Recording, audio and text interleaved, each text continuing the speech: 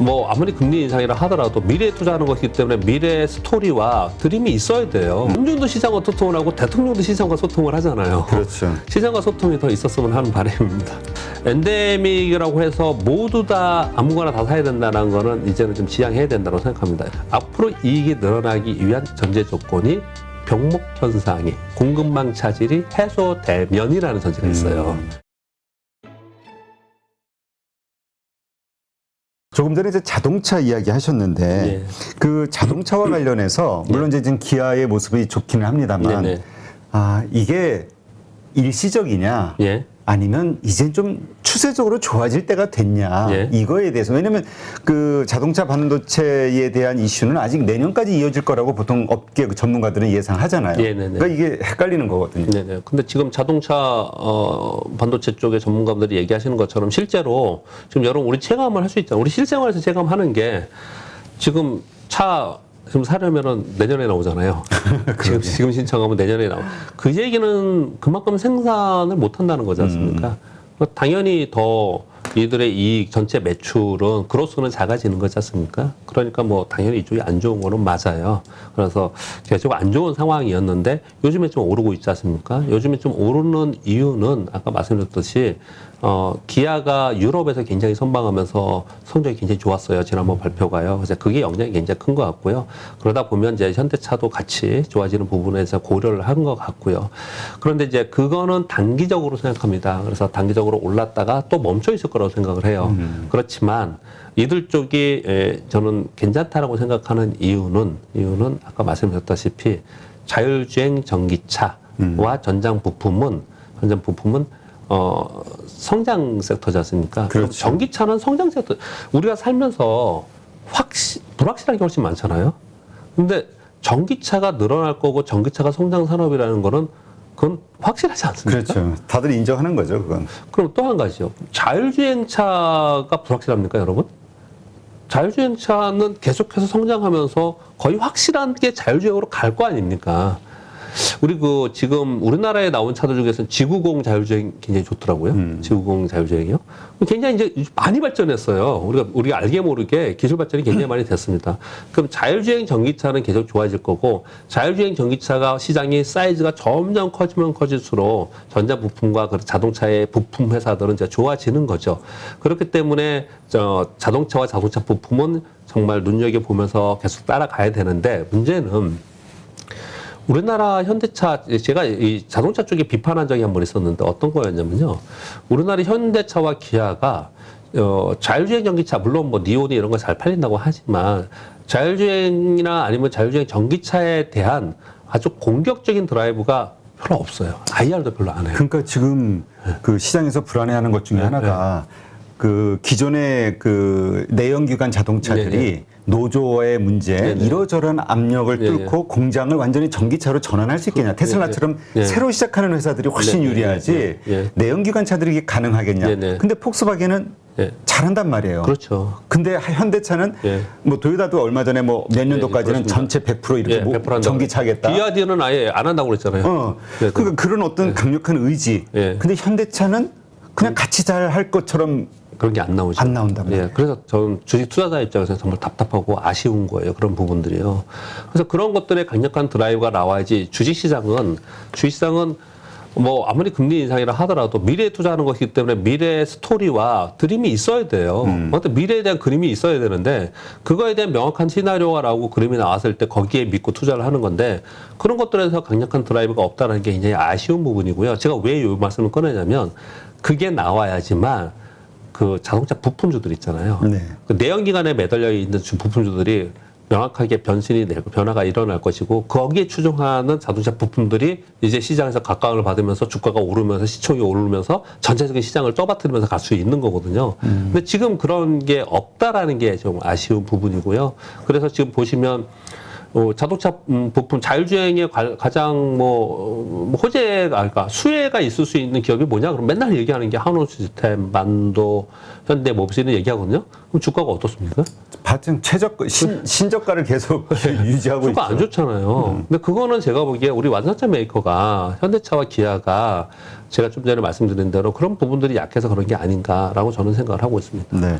그러니까 이런 가장 주축이 되는 거에 대한 확고한 어떤 비전, 이거를 보여주지 않는 상태에서 뭐 잡다한 게 좀 많이 나오긴 해요. 잡다하다고 말하는 것도 좀 죄송하긴 합니다만 들고 있으신 분들에게는 뭐 로봇 관련해서 어떻게 하겠다, 도심항공 어떻게 하겠다, 뭐. 근데 이게 다 돈 들어갈 일이고 그렇다고 또 각각에서 또 어떤 성과가 나오지도 않는단 말이에요. 맞습니다. 뭘 한다 그러면은 구체적으로 어떤 생산 라인을 어떤 공장을 해서 지금 몇 년도까지 어떻게 하겠다 뭐 이런 게 없고요. 하겠다예요. 하겠다. 그래서 이러한 것들이 결국은 시장의 투자자들이 갖는 어떤 불안감이고 주가가 움직이지 못하는 네네. 그런 어떤 원인이라고 본다면 네네. 그러나 어쨌건 그 현대차의 경영진들도 이걸 인정을 하고 있는 거, 알 수 있는 거잖아요. 다 알고 계시겠죠. 예. 그러니까 당연히 전기차로 올인하기 위한 어떤 네. 대책을 세우지 않을까 네. 싶기도 하고. 그래서 4월 초에 그 네. 어떤 IR 네네. 있었잖아요. 그때 네네. 이제 많이 기대를 했었는데 네. 결과는 만족스럽지 않았나 봐요. 예, CEO 그렇죠. 기대. 그때 한번 얘기가 있었고요. 그러면서 기아가 인천이었나요? 평택이었나? 어디에 뭐 공장 전기차 100% 전기차 그리고 특수 전기차. 요거 개발하는 공장을 뭐 증설한다 이런 얘기가 있었거든요. 기아에 대한. 네, 기아에서. 그래서 기아만 좋은가 봐요. 그런 얘기가 있었거든요. 네. 근데 뭐 그리고 나서들 보면은 저도 방송에서 몇 번 말씀을 드렸는데 댓글에 뭐 보면은 거기에 또 전문가들 계시잖아요. 야 그게 노조 때문에 되겠냐? 뭐 그렇지. 그게 뭐 우리 현대기아에서 되겠냐? 뭐 이런 얘기들이 많이 그렇게 굉장히 자조적이더라고요. 이 부분에 대해서. 그래서 그런 부분들이 더 획기적으로 빨리빨리 나와야 되는 부분이 중요하다라고 생각합니다. 아까 말씀 우리 같이 나눈 것처럼 BYD는 아예 이제 내연기관 잘 안 맞는다 그러고 도요타도 그렇고 미국도 그렇고 미국은 지금 2022년이지 않습니까? 네. 근데 2030년 긴 세월 같지만은 2030년 되면 전체 미국이 자동차 메이커가 엄청나게 크잖아요. 그렇죠. 전체 차의 55%를 다 전기차로 만든다라 뭐 이런 발표들을 하고 그러잖아요. 그럼 주가는 그런 것들을 반영하면서 움직이고 장기 투자하는 사람들은 그걸 보면서 투자하는 거거든요. 근데 그런 청사진이 좀 부족한 부분이 좀 아쉽습니다. 네. 사실 뭔가 강력한 어떤 결단, 경영진, 그다음에 현대차 기아의 어떤 결단과 그러한 의지가 네. 사실 4월 초 CEO 그 대의에서 좀 뭔가 발표가 될 줄 알았는데 여기서 이제 좀 실망하신 분들이 많은 것 같아요. 그러니까 알고 계실 거고 논의를 하고 있고 준비를 하고 계시겠죠. 근데 제가 아쉽다고 하는 부분은 시장과 소통을 해. 연준도 시장과 소통을 하고 대통령도 시장과 소통을 하잖아요. 그렇죠. 시장과 소통이 더 있었으면 하는 바람입니다. 그 일각에서 아까 말씀하셨듯이 노조가 무서워서 그러는 거 아니냐 뭐 이런 얘기도 있어요. 채를 다 보일 수는 없다 한 번에. 저는 뭐 그쪽은 잘 몰라서요. 네, 이런 코멘트가 그러니까 없습니다. 이제 이런 그 말씀하신 대로 소통이 부족하니까 또 노조분들이 들을 때는 너무 억울할 수도 있거든. 그러니까 이런 별의별 루머가 자꾸 생산이 되는 거예요. 회사의 어떤 이미지 안 좋은. 그러니까 이게 좀 뭔가 경영진에서는 소통을 좀 더 적극적으로 해야 되지 않을까 이런 생각이 들고요. 근데 이제 나온 오늘 뉴스 보니까 정의선 회장이 미국으로 출장을 갔다. 그래서 뭐 미국 자동차 부지 그거를 뭐 엘라베마라고 본 것 같은데 어디로 할 것이냐를 뭐 이게 또 갔다 와서 어떤 뭐 미국발 호재가 터지는 거 아니냐 기대를 하는 분들도 있긴 하던데요. 그렇죠. 뭐 충분히 그럴 수 있겠죠. 그러니까 결국 같은 얘기지 않습니까? 뭔가 해야 된다는 거예요. 하긴 하는데 우리가 잘 안 보인다. 네. 하여튼 현대차 입장에서도 그런 게 필요하다. 그래서 그 현대차 실적이 좋잖아요. 네네. 그 실적 다 무시해야 된다라고 얘기하시는 분까지도 있어요. 뭐냐면 거기서 EV, 전기차에 대한 실적만 봐야 된다. 그러니까 그게 지금 말씀드린 주식 투자는 미래에 하는 것이기 때문에 그렇죠. 그 미래의 청사진에 대한 그 전기차에 대한 그림이 나와야 되는데 그럼 지금 뭐 돈 많이 벌었다고 한 게 지금 앞으로의 투자에서 결국은 그거는 줄어들 건데 그게 뭐 그렇게 중요하지 않지 않겠냐 뭐 이런 이제 의견들도 나오는 거죠. 네. 알겠습니다. 하여튼 현대차 기아 들고 있으신 분들은 작년서부터 아마 고점에 물리신 분들이 아마 태반일 거예요. 기대감이 워낙 컸었기 때문에 하여튼 지금 상당히 마음이 쓰리실 텐데 하여튼 현대차 기아 경영진들의 뭔가 시장과 주주들을 위한 어떤 대책이 좀 필요하지 않을까. 자, 그럼 이번에 엔데믹에 대한 이야기 좀 해볼까요? 네네. 이번 주인가요? 다음 주인가 그 정부에서도 그 이제 좀 그 종결할 것이다. 네네. 방역 해제 네네. 이거에 대한 기대감이 좀 솔솔 나오고 있는데요. 네. 소비가 예. 이게 정말로 막상 리오프닝이 되면 예. 이거죠. 시장에서 그래 역시 뉴스에 팔아야 돼. 예. 그게 발표되는 순간 가지고 있는 리오프닝들들 네네. 아니면 그때도 더 올라갈 그때서부터 뭔가 시작이 될 만한 예. 주식을 뭐 좀 골라야 돼. 네네. 이런 생각하시죠. 예, 지금 말씀 주신 거에 정확한 팁을 주신 것 같은데요. 리오프닝 관련주라고 해가지고 이게 증가가 올해 나오지 않는데 그냥 막 올라가는 주식도 많아요. 그래서 최근에 어제 오늘 그런 은행주나 뭐 항공주나 몇 개에 대해서 목표주가 하향까지 나왔어요. 아, 그래요? 그런 보고서까지 지금 나오고 있는 상황이거든요. 어떤 의미에서 이렇게 말씀을 드리냐면요. 일단 기본적으로 빨리 엔데믹이 됐으면 좋겠고, 우리나라는 뭐 사회적 거리두기 다 이제 폐지하고 한다라고는 하지만 중국이 너무 의심스럽지 않아요? 그러게 중국이 불안해. 중국이 불안해서 감히 얘기 들을 수는 없겠지만 그래도 엔데믹이 된다라는 가정에서 본다면 그렇게 본다면요. 엔데믹이라고 해서 모두 다 아무거나 다 사야 된다는 거는 이제는 좀 지양해야 된다고 생각합니다. 여러분 보시면 구체적인 말씀 드려볼게요. 화장품주 있잖아요. 네. 화장품 중에서 뭐 연우라든지 콜마라든지 몇 개 이렇게 올라가는 이제 화장품 이제 연우는 껍데기 주기죠. 통이지만요. 근데 얘네들은 올라가는데요. 아메리카퍼시픽이나 일부 종목들은 못 오르고 아예 그냥 저점을 통과하는 이런 애들이 있어요. 똑같은 화장품에서도. 그렇죠. 여행주는 그렇지는 않아요. 좀 비슷하게 좀 움직이는 것 같아요. 항공주 같은 경우에는 대한항공에 비해서 오히려 지금 뭐 적자 어마어마한 LCC의 항공주들이 더 많이 오르기도 하고 그래요. 그렇죠. 왜 제가 이렇게 비교를 해드리냐면요. 첫 번째 주의할 점은 지난 2년간 적자를 어마어마하게 냈습니다. 그래서 구조조정하고 인력 감축하고 했습니다. 사옥도 팔고. 그래서 지금 이제 좋아지려고 해요. 이제 좋아져서 올해 뭐 확실히 좋아지겠습니까? 그건 아니잖아요. 내년도에 좋아질 거 아닙니까? 지금 엔데믹이 된다면. 그리고 내후년에 좋아질 거고요. 근데 이제 살만한데 빚을 버티지 못하거나 재무구조가 안 좋아서 버티지 못하는 기업이 있을 수도 있습니다. 그래서 엔데믹 기업 중에서 그동안에 적자가 너무 누적돼서 재무구조가 너무 안 좋은 기업들은 피해야 되는 게 당연하다라고 생각합니다. 지금 그럴 수 있어요. 그럴 수 있습니다. 만약에 이러다가 여러분 좋아진다고 해서 막 올랐어요. 그런데 뭐 가을에 무서운 얘기 했지 않습니까? 미국에서 가을 되면 새로운 게 나온다 뭐 이러면서 또 경고가 나와요. 예, 예. 그러면서 만약에 일시적으로나마 그런 일이 발생을 했다. 그럼 그런 기업도 무너져요. 그러니까 그런 기업을 손대지 않아야 된다. 아니면 만약에 거래한다 하더라도 단거래해야 된다라고 저는 생각을 하고 있고요. 이게 저는 기본적으로 생각을 하고 있고요. 거기에 해당되는 게 여행이라든가 아니면 항공 쪽 LCC 쪽이라고 보시는 건가요? 일단 빚이 제일 많으니까 거기가 적자가 또 제일 많았으니까요. 그런데도 그렇고 화장품도 그렇고요. 화장품. 예, 적자인 게 되게 많습니다. 그렇죠. 그러니까 우리 그 상장 회사만 얘기하는 겁니다. 가장 피해를 많은 데는 소상공인이죠. 사실은. 그렇죠. 소상공인이 네, 가장 피해를 많이 받고요. 근데 그래서 그쪽을 조심해야 된다고 생각하고요. 그걸 역으로 생각을 해보면 이렇게 생각해 볼 수 있겠죠. 엔데믹 수혜 섹터인데 팬데믹 상황에서도 돈을 벌어서 돈이 있는 애들이 있어요. 그 대표적인 게 어디냐면요. 엔터. 아, 그렇죠. 엔터는 엔터. 온라인으로도 돈 벌었어요. 그런데 엔데믹이 되면 오프라인으로 플러스 알파에서 돈을 벌 거예요. 또 의류. 의류는 온라인에서 돈을 벌었습니다. 근데 이제 뭐 더 활발히 사람들을 돌아다니고 그러면서 오프라인에서 매장이 더 많이 팔린다면 더 좋아지는 거예요. 즉 기본적으로 팬데믹 시대에 온라인 상황 속에서도 수익이 괜찮았는데 엔데믹이 돼가지고 오프라인 상에서 더 좋아지는 플러스 알파가 되는 기업들 이런 섹터에서는 충분히 더 좋아질 거라고 생각을 많이 합니다. 그리고 또 뭐 예를 들어서 호텔 같은 데 있잖아요. 네. 호텔은 적자가 아주 심하지는 않아요. 걔네들은요. 그런 상황인데 걔네들이 더 좋아진다. 이런 것들은 굉장히 좋아지겠죠. 또는 백화점. 백화점이 팬데믹 시대라고 해서 엄청나게 적자를 내가지고 무너지느냐. 그렇게까지는 아니거든요. 근데 이런 데들은 확실히 좋아진다라고 생각을 하거든요. 그래서 그 구분을 가려야 된다. 이렇게 말씀을 드리겠고요. 마지막 하나만 더 말씀드리면요. 어제 자료에 나온 것 중에 대한상공회의소에서 BSI 실사 지수라고 해서 그걸 이제 조사를 한 게 있습니다. 백화점 그리고 대형 유통 대형 유통이라면 여러분 아시죠? 뭐 월마트래요. 죄송해요. 하이마트, 롯데마트 이런데 그리고 슈퍼마켓 이런 데서 1,000곳에 이제 조사를 한 거예요. BSI라는 건 뭐냐면 이제 사람들한테 물어봐가지고 100이 넘으면 앞으로 좋아질 거라고 보는 거고요. 100이 아래로 떨어지면 안 좋게 보는 건데요.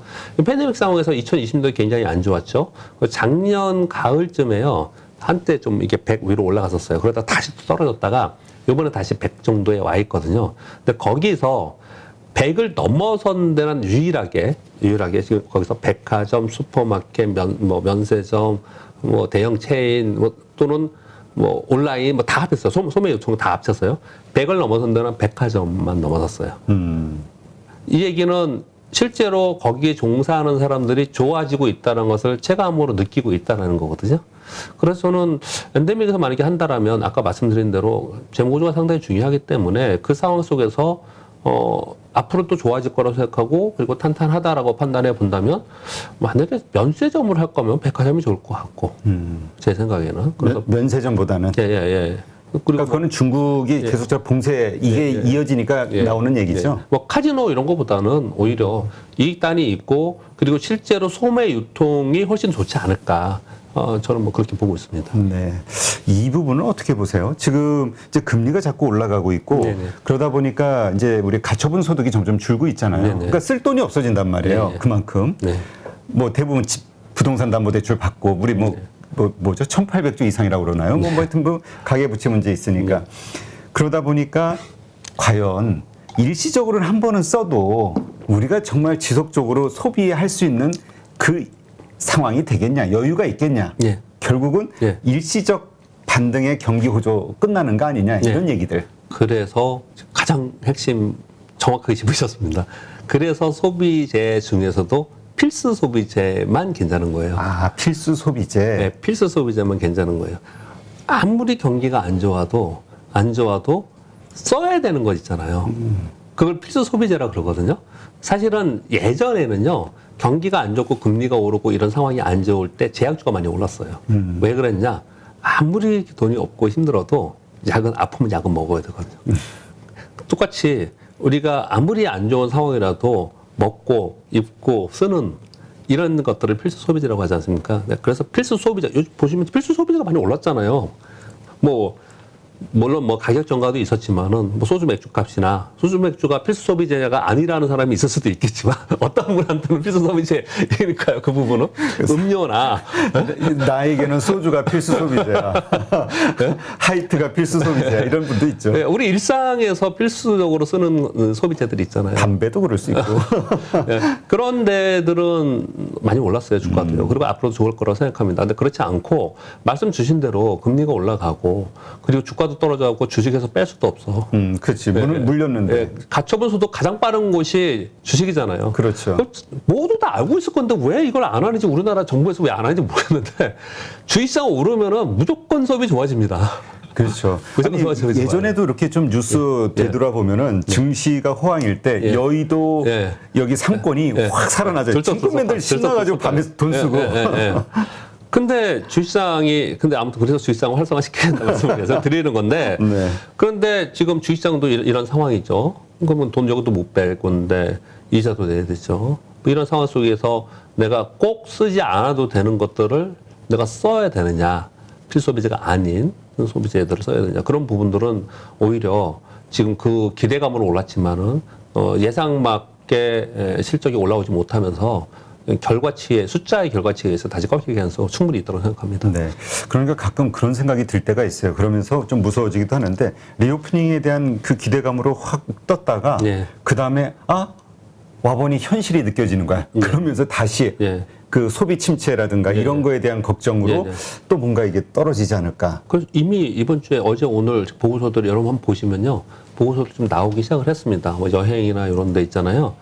이거 그것 때문에 이렇게 많이 떴는데 실제로 이익으로 연결되기에는 이거 아직 멀었다. 이런 얘기들이 지금 나오고 있는 상황입니다. 그러니까 지금 이렇게 좀 복잡할 때는 상황이 힘들고 위험한 리스크 구간에서는 역시 관리잖아요. 그러니까 지금 아무리 시세 차익을 얻을 수 있을 것 같고 들어가서 좀 먹을 수 있을 것 같다 하더라도 욕심을 좀 자제하고 펀더멘탈에 집중해야 될 그럴 필요가 있다라고 얘기하시는 분들도 있긴 하거든요. 그렇죠. 지금은 주가가 싸서 지금 사야 된다. 4월에 사서 가을에 팔면 된다. 지금이 저점이다 아니다. 이런 건 다들 어려운 거지 않습니까? 그 자체는요. 그냥 저도 우리가 나와서 이런 얘기도 하고 뭐 분석하고 하지만은 실제로 굉장히 어려운 거지 않습니까? 그리고 많이 틀리고 그걸 맞춘다고 해서 그걸 맞췄다고 수익을 또 돈 버는 건 또 아니에요. 시황을 맞췄다고 돈을 버는 건 아닙니다. 그렇죠. 지수 게임을 하는 분한테는 모르겠지만 시황을 맞췄다고 돈을 벌거나 뭐 아니면 앞으로 세상이 어떻게 그런 게 아니고요. 어떤 기업이 이익을 그동안에 이만큼 냈는데 앞으로 더 많이 낼 수 있는 기업을 내가 알아내고 그 기업이 시황의 흔들림이나 아니면 기업 환경의 흔들림에 의해서 무너지지 않고 소위 그 고잉 컨선이라고 하지 않습니까? 무너지지 않고 꾸준히 사업의 연속성을 가지면서 이익을 낼 수 있는 기업이라면 그렇다면 시황 때문에 흔들리는 부분들 때문에 그 당시에는 기분이 언짢고 숫자상으로 내 우리 모바일로 보니까 내 돈이 1억이었는데 지금 8천만 원이야. 기분 나쁘지 않습니까? 그렇죠. 그런데 이건 숫자에 있는 거고요. 아직 안 팔았잖아요. 그렇죠. 숫자에 있는 거고요. 그 기업이 성장을 하면 이게 지금 8천만 원이지만 1억 6천이고 2억이 될 수도 있는 거지 않습니까? 근데 그렇게 생각을 하면서 지금은 항상 이런 생각을 하자는 건 아니고 지금 워낙에 힘드니까 그런 말씀을 드려보고 싶습니다. 네. 그러니까 우리가 참 실적 장세가 네. 펼쳐질 것이다 이런 얘기를 많이 했잖아요. 네. 근데 그거를 체감적으로 잘 느끼지 못했는데 네. 막상 이 상황이 되니까 네. 우리가 계속 얘기할 수 있는 게 실적. 그러니까 이게 결국 실적 장세가 결국 답인 거죠. 이게 결국 답이구나. 결국 답인 거죠. 그걸 이제 제가 검증을 해서 하나만 더 말씀드리면 시간이 많이 갔지만 우리 2018년도에 1년 내내 하락했습니다. 여러분, 미국도 그랬고요. 그리고 언제까지 하락했냐면 2019년 4월인가 5월까지 하락했어요. 그리고 이제 반등을 주었거든요. 미국은 먼저 반등했고요. 우리보다 먼저. 그런데 2018년, 19년도에 무슨 일이 있었냐? 아까 말씀드린 대로 금리 인상했고, 양적 긴축했고, 뭐 그랬잖아요. 이건 그냥 매크로에서 환경에서 저희처럼 뭐 방송하는 사람들이, 분석하는 사람들이 얘기하는 거고요. 그 이면에 뭐가 있었냐면요. 미국의 S&P 500의 기준으로 EPS의 증감률을 분기별로 합니다. 네. 분기별로 하는데 EPS가 실제로 기업의 실적이 줄어든 게 언제 줄어들었냐면요. 2018년 3월부터 줄어들기 시작해가지고 2019년도 봄까지 계속 줄었어요. 계속 분기별로 계속. 그러니까 그때 2분기, 3분기, 4분기 2019년도 1분기, 2분기, 3분기, 4분기, 6분기가 줄었어요, 계속. 엄청 줄었네. 계속, 그러니까 줄어들었다는 게 표현은 어떤 거냐면, 감익이 됐다는 거예요. 이익이 줄었다는 얘기죠. 줄어들었다는 거예요. 그러니 시장이 떨어진 거예요. 시장이 떨어진 겁니다. 그래서 이거 왜 중요하냐면요. 지난 팬데믹 이후에 6분기가 증가했었어요. 2020년 3분기, 4분기, 2021년 1, 2, 3, 4. 그렇죠? 근데 네. 이번 1분기에 감익됩니다. 미국 S&P 500이 감익 발표 여러분 보시면은 지금 포털에 가서 보시면은 지금 이번에 감익이거든요. 그런데 이번 1분기 감익이 됐는데 2분기에도 기업이익이 줄고 3분기에도 줄어요. 그럼 그냥 떨어지는 거예요, 주식은요. 주가는 떨어지는 거거든요. 현재 다행스러운 거는 2분기, 3분기, 4분기로 점차로 이익이 늘어날 거라고 발표를 하고 있어요. 팩스에서 발표를 하고 있어요. 그럼 그걸 어떻게 믿냐?